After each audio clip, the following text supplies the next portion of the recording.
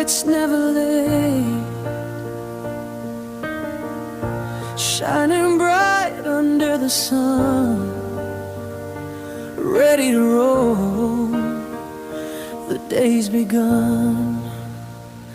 My favorite car, my loyal friend, together we drive no matter the end, through the city lights on Mountain Air. I feel so free when you're right there.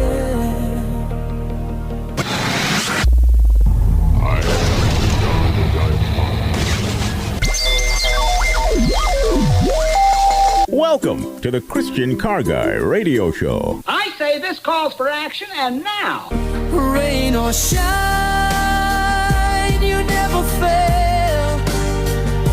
Through every road, through every trail, you've been my joy, my trusted star. Forever mine, my favorite car.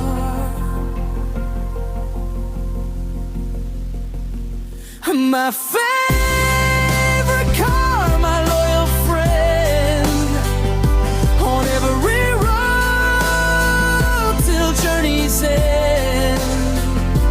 You take me far, you take me home. With you,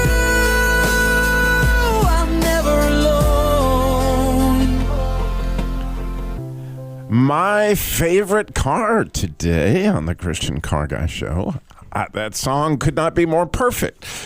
I still can't believe God showed it to me this morning for what we want to talk about today. So I am with my good friend, very good friend, Jerry Mathis today, my Christian Body Shop guy. I've been at the NRB all week in Nashville, Tennessee. And, you know, to experience that, and I hope a lot of people will get to experience it in their life, is to see, how God's working around the world. And I interviewed, 30 people maybe. I don't know. I interviewed a lot of people. I saw a lot of things, but, I really got a firsthand idea of what's going on in Iran from a lady that works with churches in Iran. I got amazing insight on what's going on in Israel currently. Amazing insight of what's going on to the North Africa and places that Christians are being persecuted around the world. A lot going on. But one of the things that just affected me, which is going to get to the subject of today's show, which is my favorite car, was the Salem breakfast. And for those who don't know, our owner, Stu Epperson, his father was Stuart Epperson Sr. and the founder of Salem Broadcasting, the largest Christian network in the world. And in certainly the Christian, Radio Hall of Fame in all sorts of different ways. They have a Stuart Epperson Sr. Award for Christian Excellence, for Christian Broadcasting Excellence, that they give out the last few years. And this year, the recipient was David Jeremiah. And it was kind of cool because my boss and my good friend Stu was involved in giving him that award. But then they had an interview with David Jeremiah that was just a discussion, on the couch. And this gentleman that was interviewing him was brilliant, and he had some amazing questions to ask him. And one of the questions he asked him right at the end of the interview, which affected me, was, how do you want to be remembered? We're asking David Jeremiah, right? He's 84 years old, suffering with a horrible back disease. To watch him walk, you can see it. But he's running as fast as any human being. They told me, I think he still preaches 3 times on Sunday, does all his radio stuff, all the events that he does. I saw him at one of the breakfasts Tammy and I were at. Where he was just in line with us as we're getting our food. Amazing man. Anyway, they asked him, how do you want to be remembered? And his answer stunned me.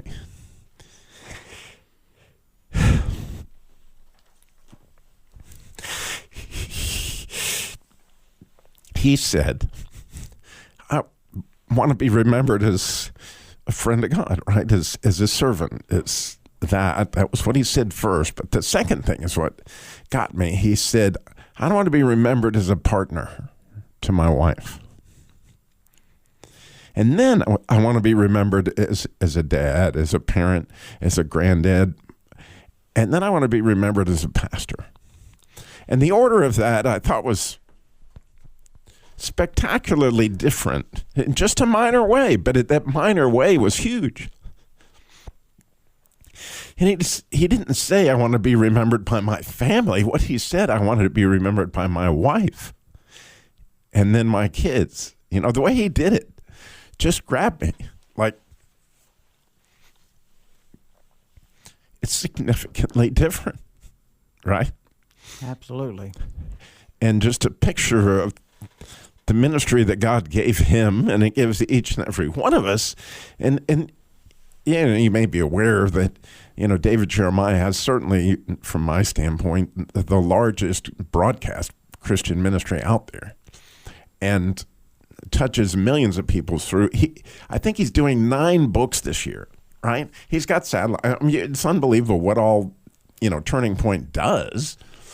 But when you listen to his priorities, it was just fascinating. And I know, because I'm blessed because of Stu and whatever God gave me connections, I've been around him a lot.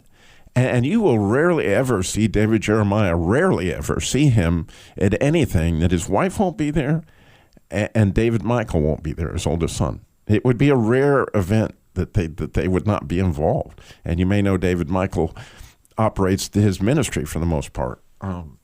But it just shows, you know, something really neat, I thought. And so I was thinking about what kind of car show I wanted to do today, or what I felt like God was leading me to do. And I asked him for something simple, actually, because I'm kind of tired.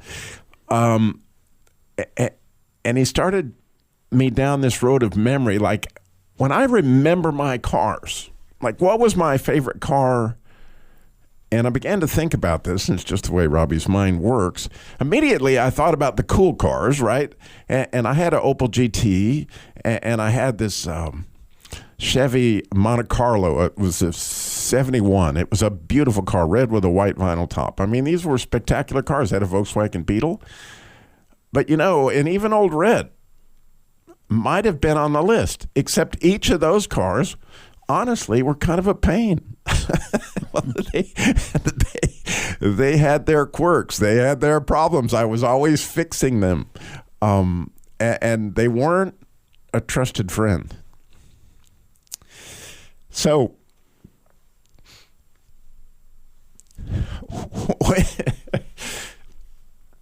when Tammy and I had lost everything in the dealership, and we had no money, and you know, we were trying to figure out how to get the deposit on the power going, and we had to have a car because, you know, we lost the dealership, we had to have a car. And I went to the auction because of dealer's license at the time. And, you know, I was looking at program cars, and I just wanted to buy something I could pay cash for because I knew, you know, that I didn't have any room to make any payments or whatever.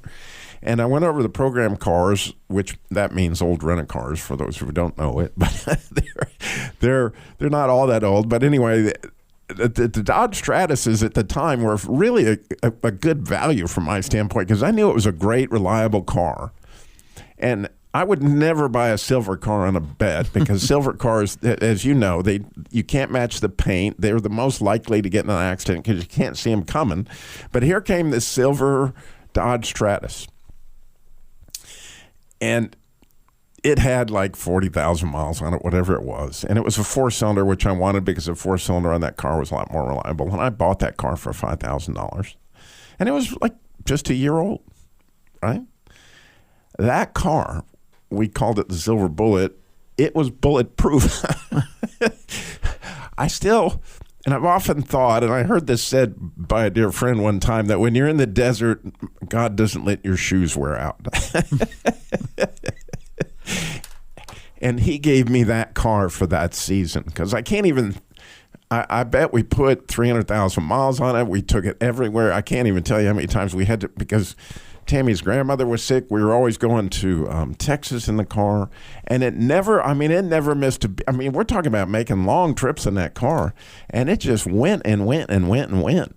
And so I was hoping today, as you're thinking about what's your favorite car from that standpoint, the one that just, man, it never let you down when you really needed it, I would love to hear that story.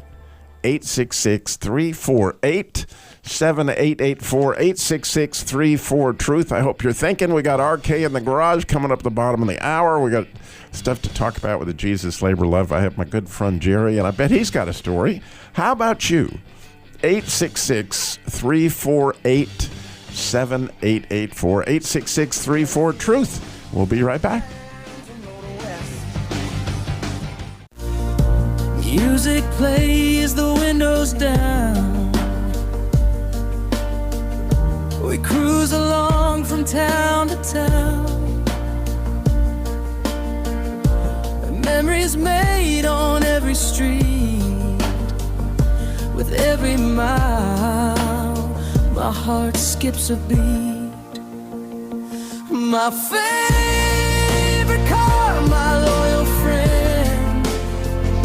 Together we drive, no matter the end. You know, I've listened to that song all morning, you know, as God showed it to me. And it's clear to me, if you listen to all the lyrics, that she isn't talking about a car. She's talking about the provider of the car, right? And, you know, if you think back to that car that God provided for you, and then how he kept it running in spite of, you know, the way we've abused it or whatever, you know, the situation may have been at the time, it's absolutely mind-blowing. But that's, you know, it's just clear that we attach value to things rather than relationships. And Jerry, you were talking about that, but let me give you the offer again, because I really want to hear about your favorite car. 866-348-7884 is the number to call in and share. 866-348-7884. Jerry? Yeah, I don't know. I'm gonna kind of take a step back in the previous episode, the segment that you was in, talking about David Jeremiah and stuff, and how it touched you and stuff. As we were talking off air, I think, you know, it was powerful, because I think too many times we as humans put value in things that have no value.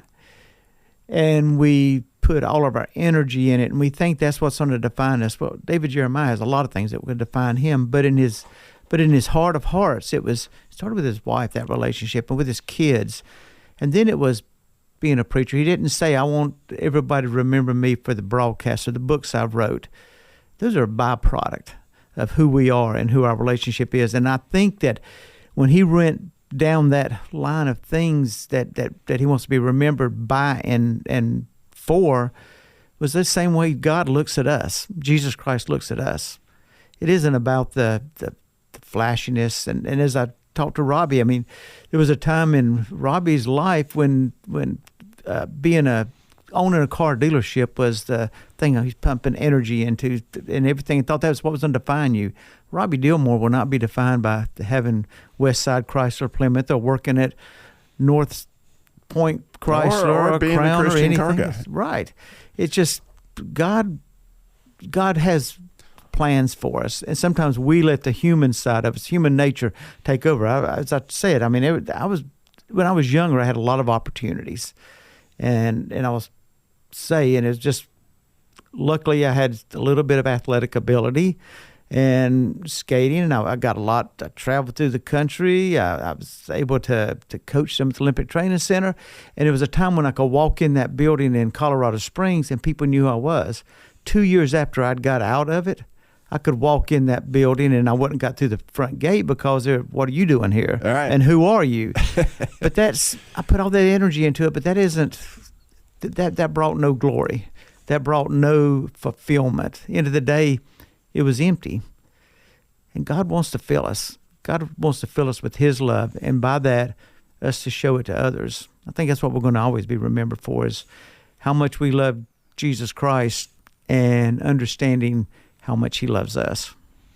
Yeah, and I again, I was blown away, and as I was thinking through this whole subject matter, I interviewed, I don't know how many authors, and most of them had just written their first book, and they came to the NRB in hopes of people seeing what God had told them. And you could see their hearts and right there in their stories, as all of a sudden, in most cases, they awakened to the fact that they'd known about God for however many years they went to church or whatever had happened. But all of a sudden something happened, usually some kind of severe struggle in their life, where they came to know Jesus, right? And that revelation sparked their need to write their story, which is, by the way, their testimony, the way they're going to overcome by the blood of the Lamb. And that testimony is so strong in their hearts that, like Christian in the Pilgrim's Progress, they got to write it and they're going to put it in their bosom, right? They're going to hold it right there and hold on to it tight. And I just sit there and listen. I don't honestly think many of the people that would interview them would really listen for God's footsteps in the story. It takes some time, and you have to work through whatever personalities the people you're interviewing is. But believe me when I tell you, if you listen and you ask the right questions, you can get them on that, and you can hear God's footsteps as he's coming and knocking on the door and says, hey, I want to get to know you intimately. I want to truly have a deep relationship with you. And that sparks something inside people, apparently, as I've seen it so many times, where they're going to write a book on it, right? Yeah, and that's the best testimony we can ever have is what God has done in our lives. And I think sometimes when we sit down and we write it out and stuff, when God lays it on your heart to do that. I'm not a writer, so it'll never happen. I'm a paragraph at a time about maxes me out. But when somebody sits down and does it, all of a sudden you see the depths of their relationship with Christ.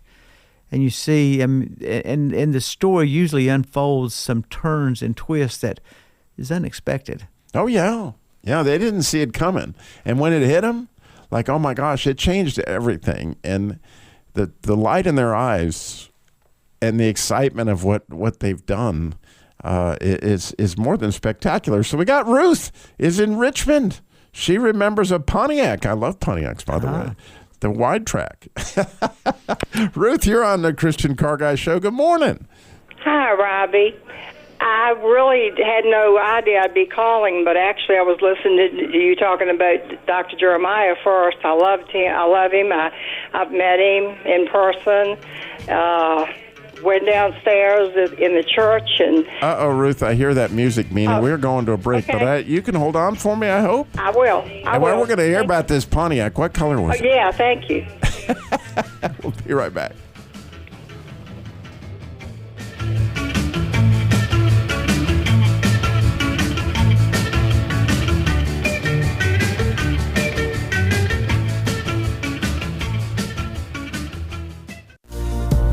Music plays, the windows down. We cruise along from town to town. Memories made on every street. With every mile, my heart skips a beat. My favorite car, my loyal friend. Together we drive, no matter the end. My favorite car today on the Christian Car Guy Show. How fun is that? And when we left our hero Ruth, she was going to tell us about this Pontiac. And that my heart kind of skips a beat just to hear the word Pontiac, because my father was a Pontiac dealer. Some of the earlier dealerships I worked in were Pontiac dealerships, and so I'm very familiar with that brand, Ruth. So What was your Pontiac? Yes, I did not know that your daddy. I listen to you all the time on Saturday while I'm working in here, and I didn't know your daddy owned Pontiacs. My daddy owned a Pontiac.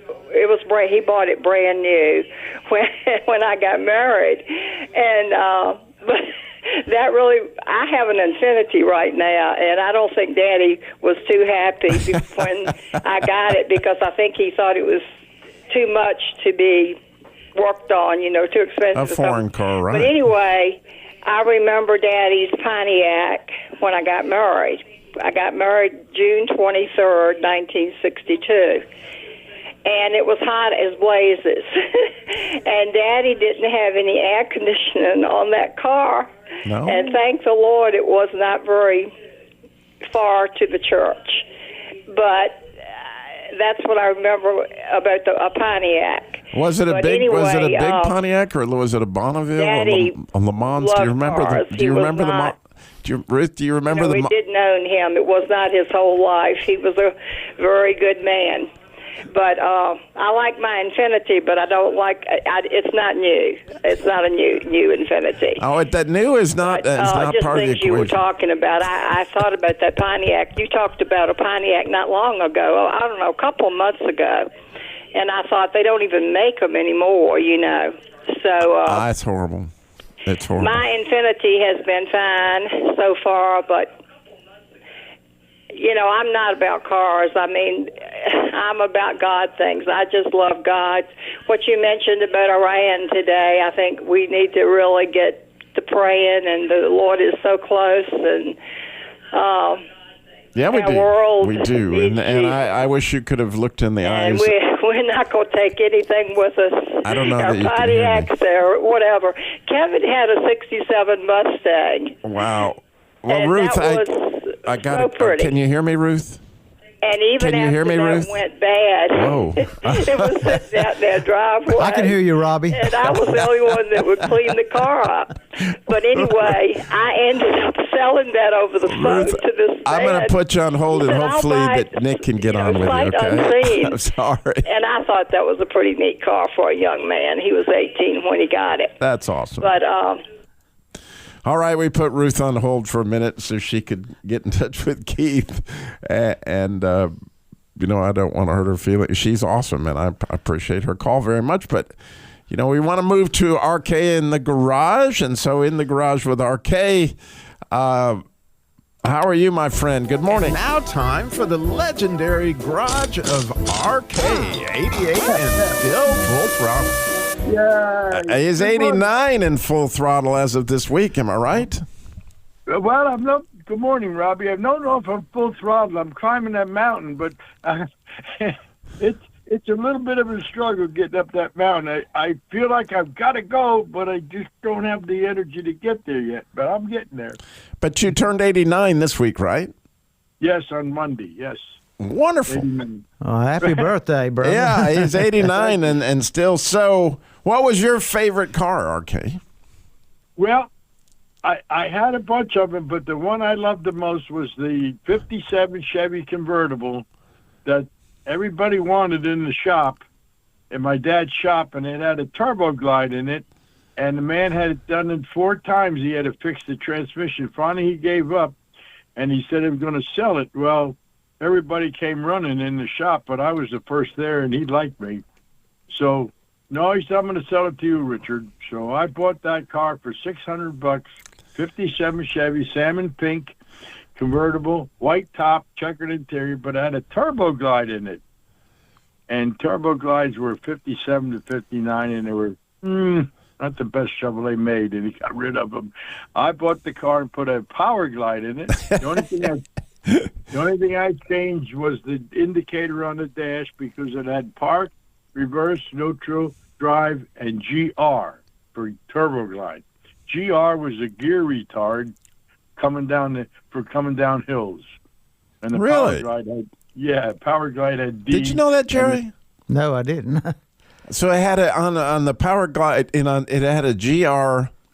Right, and it was called turbo glide. In fact, there was one on the internet the other day, a 58, that had a turbo glide Impala convertible that has a turbo glide in it. I don't know who keeps it running, but they were kind of hard. They were kind of bad transmissions. They gave up them 2 years later in '59. You know, that's funny because that Prius that I have has a gear in it that does that same kind of thing, only it does it with electricity. Yes. I forget what they call it. I think it's Seco Drive or Sirenra Drive or something like that. Yeah, but it's the same kind of thing. Like when you're going down a hill, if you want to generate a lot of electricity and slow the car down, it does the same thing. But I read the owner's manual, and it said something like the Power Glide people like, don't try this at home. It's not good for your car. I'm like, all right, you convinced me. I'm not doing that anymore. But so what have you got for us today, RK? Well, I thought I would start from the beginning. Not how I got here. I know how I got here, but I mean how my dad started and I came along in '37. So my dad was born in 1900, and he lived at Mississippi Avenue in West Orange, New Jersey, from German parents. He was born in this country, and I still remember, Robbie, the garage. Well, if you looked at the house facing on the left-hand side was the grape vineyard that my grandpa had because he was making wine all the time, German. And then the house, and then the blacksmith shop. He was the last blacksmith in West Orange, New Jersey. Did really? all the yes, all Your the grandfather?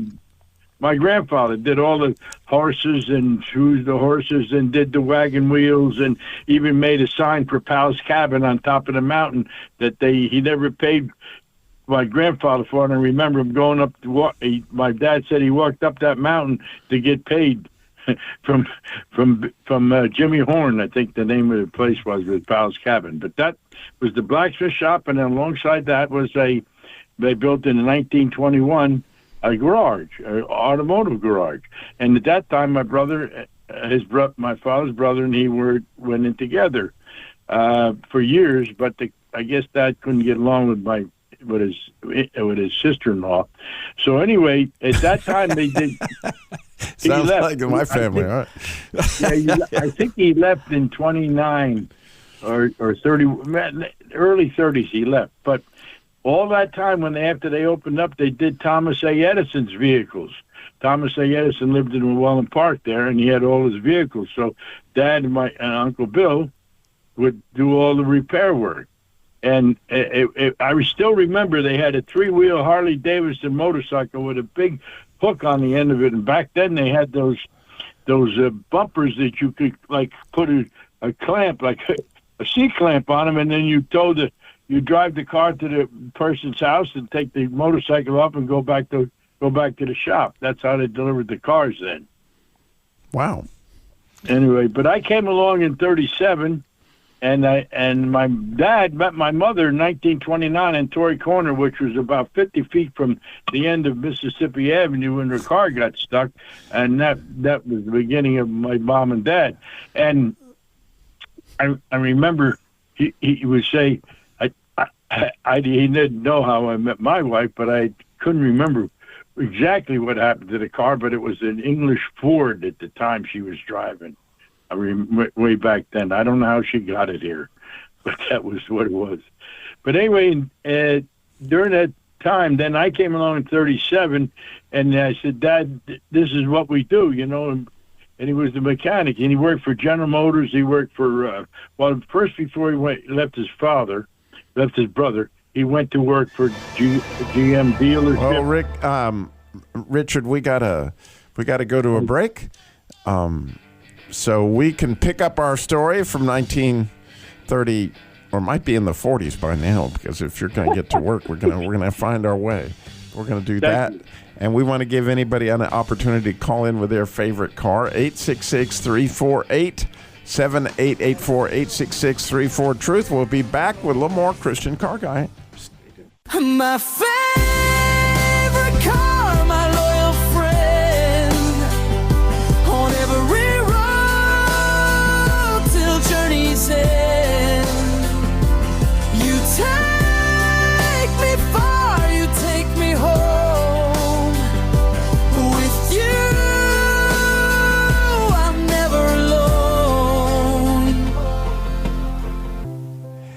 as I listened to that last verse a few times, I came to the conclusion the song is not about a car. That, in a way, we realize that our cars do take us home, and they do keep us from being alone. But who provided that car is the important ingredient of understanding. And I watched that this week at the NRB as a lot of folks were sharing their testimonies with me as I interviewed them. And what happened was they'd always had all this provision. They just didn't know where it came from. Huh. And when the light came on, like, oh my goodness, RK, God provided your grandfather. God provided that anvil.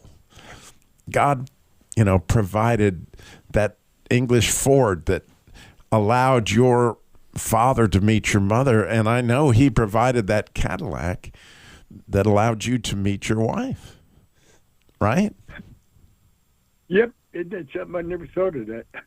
Oh, yeah. He in all an intimate way, because he loves you, he knows what your heart needs. And it's an amazing thing. But anyway, getting back to your story, because I got to hear it. So you went to work in your dad's shop there. I did that, but Robbie, there was one little thing I wanted to mention. Okay. You probably think I'm crazy, but my dad worked for all these dealerships as a service manager. And as a service manager, he knew how to fix the car. So if he told the mechanic what to do, he could do it. Right. They don't have too many of them people around anymore, as you know. No. That can tell you when and then do it themselves. Right. Anyway, in 36, he worked for Heinrich Souls. He sold a 36 Oldsmobile to Caroline Woodrow. She was a Southern Belle. She lived at 33 Overlook Avenue, because I remember, because I bought her house after she passed on in 64. I bought it in 67 for my family. But anyway, a 36 Oldsmobile on a Saturday morning, we rented a garage during the war up the street from our house, and he would go there and fix cars for the people to make $1 on the side. So on a Saturday morning, he said, we got a clutch in Caroline's car today. 36 old straight 6-cylinder. We're starting to lose you, RK. Can you get in another part of your house so we can hear you better? How's that? That's better. Better? Yeah. So anyway, he said, we got to put a clutch in the car. I said, all right. I'm going out for lunch. This is about 10 o'clock in the morning. I said, going for lunch. I didn't know what he would go so early for, but he went out for, as found out later, a Scotch lunch. So, anyway, he didn't come back. I jacked up car. I took the floorboard off. He didn't come back. I started doing everything. Well, by 3 o'clock, I had taken the whole car apart, checked the flywheel, done everything. I'm 9 years old. And I put everything back together and chatted it on the horses. I didn't let it down till it worked. And then I let it down and put it on the ground. And he come back, short German guy, about 5'7.5". What are you doing? I told you to jack that car up. I says, I did that. He looked at me. I don't remember what the expression was or anything, but I don't think he believed me. He jacked the car up again and took it all apart and couldn't find one bolt loose. Now I got to slow you down again, because I'm just sitting there going, huh? You had to take off the floorboard of the car in order to replace the clutch? Well, yes. You take the floor mat up, and then the stick came out of the middle of the car, then 3-speed. And then you had to take the gear shift off, and then the floorboard had to come out, because you had to get out the bolts on top of the engine on where it hit the bell housing, so you could get. Well, you would know all that, but I'm just picturing the engineering that was behind. Like, oh my goodness. Well, now I begin to understand. I look at our Model A, and that floor mat and that floorboard. It was just a different world back then. Yes, it wasn't. Yes. I mean, the floorboard. Jerry, are you tracking with this? Yeah. Because I'm trying to think. I know up to in the 70s they still use that method where you have to get in there and access it from the floorboard side of the change of clutch. And really? And drop a transmission also. Really? Yeah. Yeah. Yes. Yeah. It shows what I know. Come on, Robbie. How many transmissions you changed? And 70 model cars, none. But anyway, that's cool. So 9 years old, you put a clutch in a 36 Oldsmobile. Yes. And your dad said at the end, after he found all the bolts were tight, what did he say?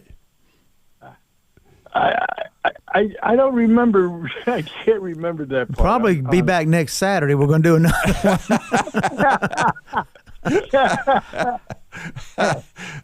one. That's more than amazing. Well, Richard, I got to tell you, as always, you have blessed us with stories that we couldn't find anywhere else. Yeah, I love it. And the point of all that is, as we think about it, and God provided something that you love to this day. At 89 years old, he was telling me yesterday, I was talking to him, and he just had surgery here. He's still recovering from the surgery, and he goes, well, I'm trying to get out to the garage. I'm like, you're doing what? And cars got to be fixed, Robbie. Cars have got to be fixed. There was this car I didn't fix before the surgery, and I got to get out there. I'm like, man, Richard, take care of yourself, buddy. Yeah, please. I'm gonna do it today. I didn't do it yesterday, but I'm gonna do it today. Well, I plan on seeing you in church tomorrow, and my friend, I love you so much. God bless. We will talk to you next. Well, we're going to talk to you tomorrow, but we'll talk to you next week on the show. I love you, my friend. Thank you very much. You're welcome. God bless. Bye-bye. God bless. Bye. Where else can you get in the garage with RK, Jerry? You know what? I love history and stuff, and my wife will tell you, don't go on a battleship, a battlefield, or anything that's like that, because she says I have to read every placard and everything. Right, yeah. But just hearing people talk and stuff, just reflecting back in a different time and a different era, man, is that not, for one thing, it's encouraging. Second thing, those stories are, thank God, they're time capsules. It really is. It really is. And when you think it is, he was 9, now he's 89. So here we are 80 years later. 80 years later. And I'm not quite 89, so thank goodness. But his story kind of reflects some of the stuff. I grew up with. Your dad was the same thing. Same thing. I had and I was young. I can remember being very young, but I know probably my mom cried for 2 years because my dad had a job at Reynolds and comes in one Friday and said, I quit because I'm going to open up a body shop. And at that time in this area, that was would seem to be a poor decision. Right. But, you know what? I learned how to do a lot of body work and painting and the industry and messing with cars and loving cars. Same thing. I can remember Ray dropping me off on a Saturday and show up about 5 o'clock in the time to get me back home. And so I'm going to do something. I'm going to work on something while I'm there. So he was making money at it. Well, I got to mention a couple of things about the Jesus Labor Love. We still have that pastor out in Utah that desperately needs a transmission in that 16 passenger van. Somebody listening can answer that prayer. Yeah. And we received over $1,000 towards getting that repair done, and that's extremely helpful. We're so honored that y'all would do that. But again, you can go to ChristianCarGuy.com and click on that, because he's got that child in the ICU for children. I forget what it's called, and I got an email, and he's getting a little discouraged, but nonetheless, God has it, and he's got it sometimes through you listening, however that may work. We got lots of folks that are still waiting on cars. If you got a car to donate, something like that, it'd be great. And TruthNetwork.com.